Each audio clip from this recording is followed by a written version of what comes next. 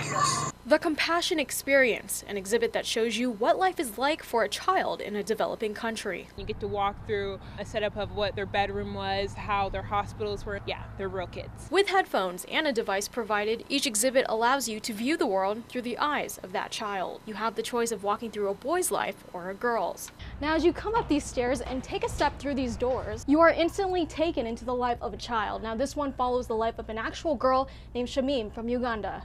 I have a heart for kids.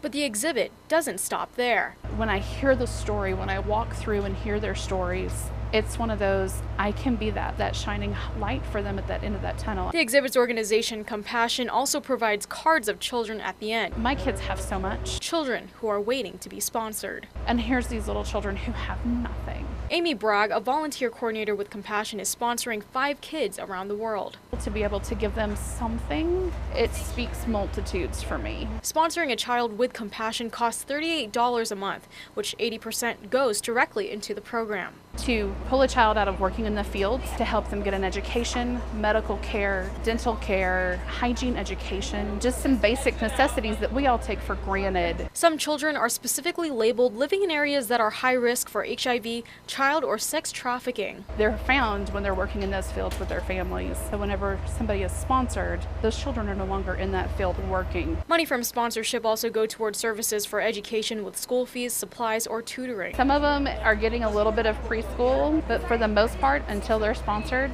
they're not introduced to being educated. The tour continues for the rest of the year to educate and show those what it's like outside the country without leaving home. We do live in America, but it's just such a little bubble. It's such a small part of the world. So just the one message I would say is just for everyone's eyes to be open to what else is out there. Reporting in Midland, Jelena Okazaki, News West 9.